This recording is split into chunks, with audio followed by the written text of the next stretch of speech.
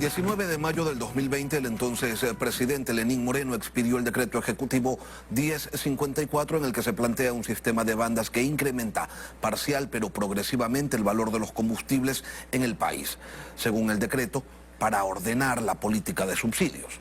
En ese mismo decreto se señala que el gobierno se encargará de diseñar los instrumentos de política pública de compensación necesarios como consecuencia de la aplicación del sistema de bandas de precios. El gobierno de Moreno no lo hizo, sin embargo, y la tarea quedó pendiente para su sucesor. Esta eliminación del subsidio a los combustibles generó las protestas de octubre del 2019 y mantiene activas distintas amenazas por parte de algunas organizaciones sociales. ¿Qué lectura tienen sobre esto los trabajadores del sector energético? Lo vamos a conversar con David Almeida, secretario general de la Asociación Nacional de Trabajadores de la Energía y el Petróleo. Buenos días, David, y bienvenido a Contacto Directo. Buenos días, Lenín. Gracias por la invitación. Ustedes señalan que toda esta discusión de la focalización es un absurdo y que el sistema de bandas debería derogarse por una sencilla razón, porque no existe subsidio a los combustibles. ¿Desde cuándo, David? Y se lo pregunto porque llevamos toda una vida escuchando que miles de millones de dólares se destinan a subsidiar el consumo de combustibles fósiles en el país. Así es, Lenín. Efectivamente, si usted recuerda, como bien hizo mención, en el año 2019 se hablaba de 1.400 millones de dólares en subsidio, pero nunca nos demostraron o nos enseñaron el cálculo mediante el cual llegaron a esa cifra. Hoy, en la proforma que se presenta en el 2021, se habla de 1.900 millones de dólares en subsidio, cosa que además es contradictoria porque en teoría el sistema de bandas debió haber hecho que baje el subsidio y no que suba. Cuando uno analiza el proceso en su conjunto, se da cuenta que el cálculo que ellos realizan es errado. ¿Qué es lo que hacen? Por poner un ejemplo para el diésel, ellos dicen, hay 600 millones de galones de diésel que se consumen al año. Si es que el precio internacional, por poner un ejemplo, es de $2 y el precio de venta interno es de $1, ese dólar de diferencia multiplicado por 600 millones de dólares me da, pero 600 millones de galones, perdón, me da 600 millones de dólares de subsidio. El problema es que ese cálculo es errado porque nosotros producimos parte de los combustibles que se consumen internamente y además exportamos derivados. Y eso tampoco nos han dicho. Cuando uno analiza el proceso en su conjunto, encuentra que el 32% de los combustibles que se demandan localmente son producidos también localmente y que nosotros exportamos cerca del 27% del equivalente al valor importado. Entonces, si me permite, le voy a mostrar unas cifras que demuestran precisamente lo que nosotros aseveramos, que no hay subsidio. David, pero antes de las cifras, quisiera una precisión, si me lo permite. Usted dice, hay una parte de los combustibles que se producen localmente, pero se ha dicho siempre que para producir esa parte local hay que importar naftas, y que esas naftas evidentemente pues son mucho más caras incluso que el barril de petróleo. ¿Qué tan cierto es esta narrativa que se ha posicionado en el país de toda una vida? A ver, efectivamente se importan naftas, que es el valor que yo voy a mostrar en las cifras que está como costo de importación de derivados, y luego esas naftas se mezclan en terminales de Petroecuador, pero ahí en las refinerías también salen combustibles, salen naftas también, y salen otra serie de combustibles que también satisfacen la demanda local. Veamos el cuadro entonces. Así es, a ver, no sé, me avisan cuando esté ahí mostrándose el cuadro. Ya, a ver. Este cuadro que tenemos acá arriba es los costos de producción del petróleo local. Voy a hablar solo de 2019 para que se den cuenta ustedes cómo en 2019 ya no había subsidio. El costo de producción del petróleo se calcula mediante el petróleo que se carga en las refinerías, que para ese año fue cerca de 52 millones de barriles, multiplicado por $16,86, que es el costo de producción de cada barril, y eso nos da un costo de 878 millones de dólares. Más el costo de transportarlo, que fue de 65 millones de dólares, más el costo de refinarlo, que fue 154 millones de dólares, y el costo de comercializarlo de 183 millones de dólares, es un costo total de producción de los derivados internos de 1.281 millones de dólares para el año 2019. Esto solo de la parte que nosotros producimos localmente.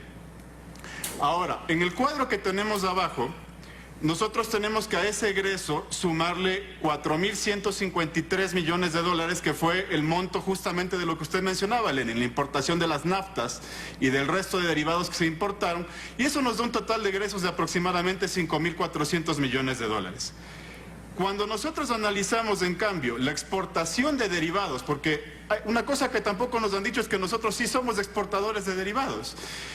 El fuel oil, por ejemplo, que no se demanda entero localmente, genera un ingreso a precio internacional. Y ese ingreso fue de 805 millones de dólares para 2019. Y la venta interna de combustibles reportó 4.783 millones de dólares en 2019. Si sumamos los ingresos y restamos los egresos, obtenemos un balance final positivo para 2019 de 152 millones de dólares, antes de la política de bandas, antes de subir los precios de los combustibles. En 2020, haciendo el mismo ejercicio, encontramos una utilidad de 280 millones de dólares porque ya se aplicó en parte el proceso de las bandas y la subida de precios, y para el primer semestre de 2021 encontramos una utilidad de 124 millones de dólares. Por si acaso, Lenin, todas estas cifras son cifras oficiales sacadas de los informes estadísticos de Petroecuador de 2019, 2020 y primer semestre de 2021. David, entonces, ¿por qué razón entonces el Banco Central, y seguramente usted tiene una respuesta a esto, por qué razón el Banco Central desde 1974 nos viene diciendo que hay subsidios, y no solo eso, sino que se han destinado 60.000 millones de dólares a pagar esos subsidios? ¿Qué pasó con esa plata? Precisamente porque no realizan este análisis de que nosotros producimos localmente los combustibles y este análisis de ingresos y egresos de todo el proceso de la cadena de valor que tenemos en los combustibles, y porque hacen lo más simple, que es decir, ¿a cuánto debería vender yo si es que lo vendiera a precio internacional y cuánto dejo de ganar, entre comillas, si es que lo vendo al precio que estaba congelado? Entonces, a eso ellos le llaman subsidio. Pero en la práctica de la caja fiscal no es que hay un egreso adicional, sino que, como demostrado, más bien hay un ingreso de utilidad. Ahora, el problema de esto, Lenin, es que ¿por qué ellos presionaron tanto por el sistema de bandas?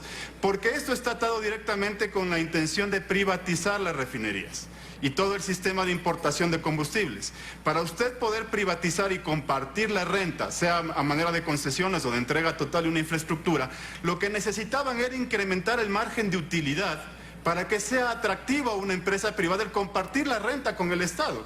Y ahora eso lo está pagando directamente la población en lugar de asumirlo la empresa privada en manera de costos. Antes de ir a ese punto, yo quería preguntarle sobre la propuesta que ustedes tienen, y es de que se congele el valor de los combustibles, teniendo en cuenta que el costo de las naftas, y esta pregunta tiene relación con lo que le decía anteriormente, David, teniendo en cuenta que el valor de las naftas es superior al del crudo, ¿esto podría o no tener algún impacto en el costo de la producción de los derivados si llegara a congelarse el precio de los combustibles? No, Lenin, porque como yo les he demostrado ya en 2019, cuando estaba congelado al precio de $1 el diésel, a 1.75 la gasolina extra, ya teníamos una utilidad de 154 millones de dólares. Es decir, no hay un perjuicio para el Estado. Lo que va a pasar es que tengamos menos utilidad, eso sí, pero vamos a tener todavía un margen de utilidad, es decir, el Estado no pierde. ¿A qué tipo de dinámica perversa responde, David, entonces, este cálculo o estos cálculos errados que se realizaron con gobiernos de derecha, con gobiernos del socialismo del siglo XXI, donde organismos internacionales, desde el Fondo Monetario Internacional hasta CEPAL, nos vienen señalando que se destinan miles de millones de dólares para subsidios, cuando en la práctica eso no ha sido así? Para impulsar las privatizaciones, Lenin, como le decía, lo que necesitan es incrementar el margen de utilidad para poder entregar las infraestructuras petroleras que son rentables ya para el Estado, pero para compartir la renta se necesita incrementar ese margen de utilidad para que la empresa privada también se pueda llevar parte del pastel. Ustedes se reunieron justamente con el ministro de Energía y le expusieron que no estaban de acuerdo con algunos de los aspectos señalados en el decreto 95 que firmó el presidente Lasso, y donde se plantea la posibilidad de un cambio en la modalidad de los contratos petroleros. ¿Este cambio en la modalidad también apunta a ese modelo privatizador al que usted hace referencia? Correcto, Lenin. Mire, le voy a mostrar otras cifras, si me permite, que las tengo también acá impresas. Adelante. Mire, no es que este tema de la entrega de campos en producción sea nueva. Esto de hecho se hizo ya en el gobierno de Correa en el año 2012 y nosotros tenemos ya los resultados de aquella operación. En este cuadro que ustedes pueden observar acá están por cada uno de los activos, es decir, cada uno de los campos que opera Petroecuador, cuál es la renta que se obtiene por cada barril de petróleo. Para el campo Sacha, que es el que más renta entrega, se obtiene 56,47 dólares por barril. Por si acaso estas cifras son de 2018, que son las últimas que fueron publicadas, pero nos permiten entender bastante bien la problemática. Si miran ustedes el campo Auca, que es de similares características al campo Sacha, que fue entregado en el año 2015 a manera de concesión al sector privado, ya entrega una utilidad de 29,63 dólares por barril, es decir, 47% menor. ¿Qué significa esto, Lenin? Lo que significa es que lo que hace la empresa privada es compartir en realidad la utilidad del proceso, porque las inversiones salen de la propia tarifa. Cuando lo que quieren hacer en el cambio de modelo de contratación no va a cambiar esta realidad, lo único David, que va a cambiar es la forma en que le pagamos a la contratista. Es decir, hay que hacer una aclaración aquí, David. El campo Sacha lo maneja Petroecuador, el campo Auca fue entregado a una empresa privada. Correcto, exactamente. El campo Sacha es de operación 100% estatal y entrega una utilidad del doble del campo Auca, que es operado por la empresa privada a manera de concesión o por un contrato de prestación de servicios específicos. Es decir, la responsabilidad del campo, incluso la responsabilidad ambiental, la depreciación de la infraestructura sigue en manos de Petroecuador, pero la utilidad y las inversiones están a cargo de la contratista. Sin embargo, esas inversiones terminan saliendo de la propia tarifa que termina pagando Petroecuador. Es decir, nosotros terminamos pagando las inversiones, pero son ellos quienes se llevan la utilidad. Y el cambio de modelo de contrato, lo único que va a hacer, Lenin, es que en lugar de pagar una tarifa, se pague con crudo. Y ahí viene otro problema que tampoco están analizando. Y es que nosotros tenemos contratos de preventa petrolera. Y si nosotros nos quedamos sin crudo, porque entregamos parte del crudo como parte de pago, cuando nos falte crudo para la preventa petrolera, ¿qué tenemos que hacer? Comprar nuestro propio crudo a precio internacional. Y ese es el perjuicio más grave de cambiar el modelo de contrato. El presidente Lasso ha hecho referencia al incremento de la producción que se ha dado en Colombia, que logró en poco tiempo duplicar su producción petrolera. Pero ustedes señalan que Colombia, pese a que produce más crudo, la renta que obtienen es menor si la comparamos con el Ecuador. ¿Cuáles son las cifras que respaldan esta afirmación, David? Así es, Lenin. Aquí nuevamente le tengo otra lámina en donde le voy a mostrar eso. Efectivamente, voy a hacer un análisis comparativo de 2015 a 2018, porque como decía, en 2018 se dejaron de publicar las cifras de renta petrolera en el Ecuador, pero también nos permite de igual manera ver el problema. De 2015 a 2018 se produjo en promedio 535,000 barriles de petróleo en el Ecuador y 902,000 barriles en Colombia. Sin embargo, la renta petrolera que obtuvo el Ecuador fue de 26,000 millones de dólares en contra de 16,000 millones de dólares que obtuvo Colombia. ¿Cuál es la razón de esto? Es que Colombia mantiene un modelo de privatización en donde la mayoría de la utilidad se la lleva el sector privado. Y lo que es peor, Colombia tiene costos de producción altísimos. Le voy a mostrar otro cuadro. Mire, primero, en número de trabajadores, la empresa Petroecuador tiene en este momento 9,805 trabajadores y Ecopetrol 43,734 trabajadores, tomando en cuenta que tiene 33,000 tercerizados. El costo de la fuerza laboral de de Petroecuador para el primer semestre de 2021 es de 171 millones de dólares, mientras que el de Ecopetrol es de 311 millones de dólares. Y la utilidad que se obtiene por cada dólar gastado en fuerza laboral en el Petroecuador es de 18 dólares por cada dólar y Ecopetrol de 14.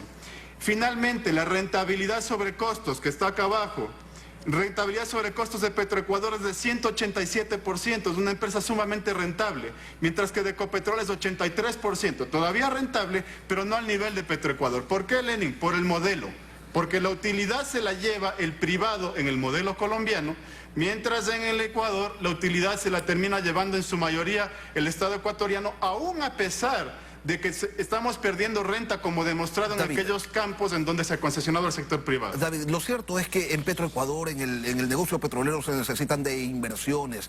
¿Se puede atraer inversión extranjera sin ser lesivo esto para los intereses nacionales, o definitivamente hay que recuperar la inversión pública y apostarle solamente a eso? Mire, cada vez que ha habido la famosa inversión extranjera en el país, lo que hemos tenido son pasivos ambientales y demandas internacionales. Lo que podríamos hacer nosotros, y fue un planteamiento que ya le hizo en su momento Petroamazonas al Ministerio de Energía, es que en lugar de entregar los campos a manera de concesión, se solicite un crédito a bajo costo, pero eso sí destinado a Petroecuador para que pueda realizar las inversiones. Porque el crédito se paga mucho más fácil, ya que tiene como contrapartida el propio crudo que produce Petroecuador y un negocio sumamente rentable. Entonces, si usted tiene un crédito del 4%, es más fácil de pagar que si paga usted una tarifa o entrega crudo a la empresa privada. David Almeida, secretario general de la Asociación Nacional de Trabajadores de la Energía y el Petróleo, gracias por acompañarnos esta mañana aquí en Contacto Directo. Gracias por la invitación, Lenin. Así llegamos al final, ya vienen las noticias en Televistazo en la comunidad, Lenin. Y mañana las entrevistas, 6:55 por Ecuavisa. Buen día.